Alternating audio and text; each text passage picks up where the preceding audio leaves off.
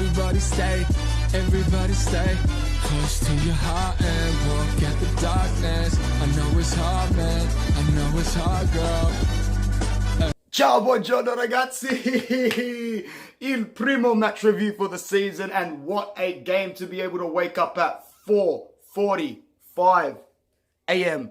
in Sydney. It was worth it. The ragazzi were up and ready for the fight, and we were nervous. Let's not get this wrong. Let's not get it twisted. Everyone from every group chat I was on last night, from every forum I was on, we were packing shit. We were very, very nervous. But, you know, there was absolutely no reason to be. There was no reason to be. Conte had this team well-oiled, well-drilled. And let's face it, there were a few players in that starting lineup today that we expected to not see for weeks. Players like Andrea Ranocchia, who had a fantastic game.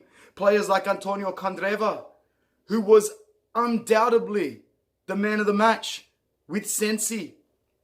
I've got so much to say, but it's not going to be structured. It's all just going to come out like vomit. When was the last time we had 6 Italians in the starting lineup? Or 6 Italians on the pitch at one point? Ranocchia, Barella, Sensi, Candreva, Gagliardini, Politano. You know, there's a great Italian core in this team, not to mention the substitutions were perfect. It was everything we were crying out for. So let's just try and start from the back. Handanovic had absolutely nothing to do tonight. He needed to be switched on a little bit in the first half. You know, we took a while to grow into the game. In terms of our back three, the back three was very solid. A back three that consisted of Danilo D'Ambrosio and Andrea Ranocchia. You know, there is no way you could have got them to play like that last season. I refuse to believe that they would have played so coherently like that last season. Ranocchia looked as cool as a cucumber. He looked like Virgil van Dijk with that ball sometimes. Every time he got the ball, he'd just press it up a little bit. He was playing more central than Skriniar was. Anyway, moving into the midfield and the wing backs. Asamoah, he made a few good runs, but he made some terrible passes and some poor decision making as well, and that won't be forgivable in bigger games. We've got to remember this is Lecce, and we just pumped them 4-0. It was a game where we could afford those 1 or 2 mistakes from the flanks. It's not going to be forgivable later on in the season, and I really hope Beraghi can bring a more tame but athletic element, because Asamoah, he's the kind of guy that I'd want coming on in Minuto, maybe 65 or 70.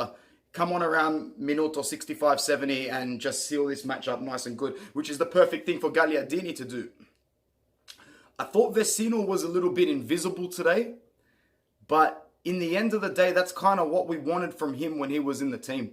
We wanted his role to be a free roaming role, and we know that he can run his ass off. And just look at his movement off the ball. Every time Vecino made a run, he was making great room for Candreva. Vecino was shifting a little bit in that midfield 3 and making those forward runs, and that's what opened it up for Candreva. That's what opened it up for Sensi to get on the ball. That's what opened it up for Brozovic to get on the ball. So while Vecino almost looked like a passenger, like usual, his passengers, he was actually playing with a purpose, and he suited that system very well. Also, the right decision to bring him out. The right decision to bring him out for Barella, who had a great 20 minutes. Barella had a very solid 20 minutes, the perfect integration into the starting lineup for him. Next, Stefano Sensi. What an absolute cracker of a signing. This guy has been switched on since day uno in the training camp. We saw him in pre-season, we saw him in the fixtures, and now he has turned up on his Serie A debut for Inter and put in a man of the match performance, only eclipsed by Antonio Candreva.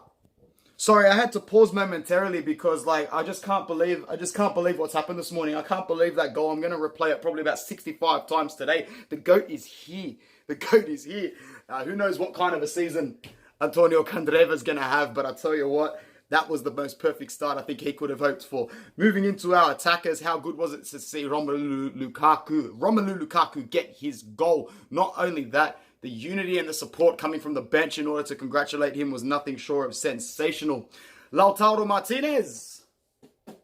El Toro.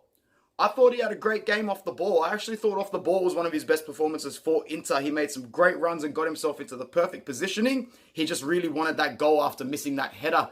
You could see how much he wanted it when he tried to step those 2 defenders, cut in that little gap between them and try and hook that amazing shot. That would have been an incredible goal, but he could have passed it. He could have passed it out to Candreva. He could have looked to link up with Lukaku. If that's the way El Toro's going to be, if he's going to be hungry for goal all season, that's great, fantastic. But be smart. Make the right decisions. Don't be selfish. If you haven't got your goal in the first half an hour, 45, 60 minutes, just realize we've still got a game to play. You'll get your goal eventually, or you'll get it in the next game.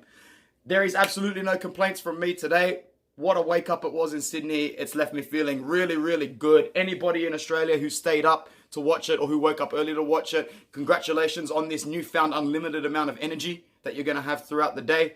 And I think I speak for all of us when I say I can't wait to get back home, crack open the beers and put this replay on. Guys, Forza Antonio Conte, grande mister. We look forward to it.